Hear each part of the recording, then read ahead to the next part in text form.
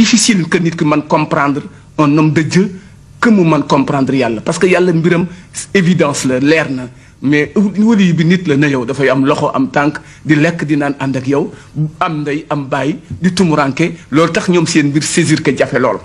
Sëñ Tuubaa sax danoonu leeral si biir Masaalikul Jinaan wax ni wa baaduhum yukallimu lasjaar wa baaduhum yukallimu lahjaar wa baaduhum yutiiru fi lhawaayi wa baaduhum yasiru fawqa almaayi lenn si ñoom danoo dox si kaw ndox ñenn ñi di naaw si jaww gi yooyu yëpp ñi nga xam ne mënuñu comprendre lu tax nit di julli si kaw ndox wala mu julli si kaw safara loolu dañu am éducation parce que ay borgne lañu ay patt lañu benn culture lañu am li Descartes Kant ak Bergson jàngale la matière lañu man xam mais l'esprit dañu éduqué wul woon si loolu loolee bokk na si li nga xam ne lu am solo la kon sëriñ bi jóge fi nettali dem ba Mayomba dal di dugg nag dans la forêt de Mayomba ak bare nit ñoo xam ni de dans si sunu biir recherche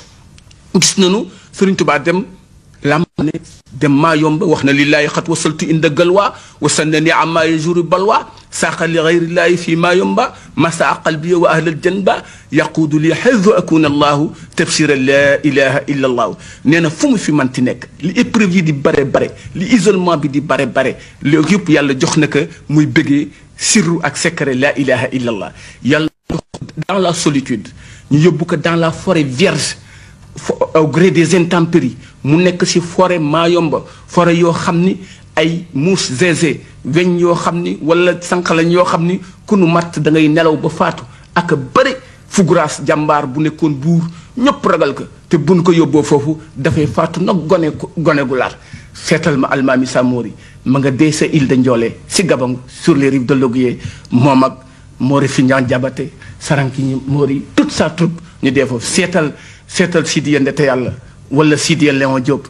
ak ñeneen bare na ñoo xam ni ba nu leen yóbbu foofu histoire révélé nañu ku nu yóbbu foofu ñeen fa yóbbu woon ku fa dem la nga doon bañ ba nu tax ñu yóbbu la fa ba fa eggee da nga ko nangu Cheikh Ahmed Bamba si foofee la toog di fa jaamu boromam di fa sellal boromam di fa tagg rasulillahi sallallahu alayhi wa sallam uqaatibuhu bil madhi wa huwa fi taybatan inni uqaatibuhu di tagg rasulullahi sallallahu alayhi wa sallam au gré des intempéries daan na tagg yonent bi sallallahu alayhi wa sallam taw bi bay lawal bay walangaanal ay xasidaam daan na tagg yonent bi sallallahu alayhi wa sallam weññi sabbu si moom ba mu ñuul kukk daan na tagg si rasulullahi sallallahu alayhi wa sallam nekk foo xam ne bu waxee laa ilaha illallah suba ba ngoon jot du dégg ko ni Muhammad rasulullahi mu nekk fa 7 ans et 9 mois déggoowul ak tubaab bi déggoowul ak nit yu ñuul ya mu fa fekk ñëpp man koo jëm si kennam mu ànd ak équilibre am ngor ga mat ga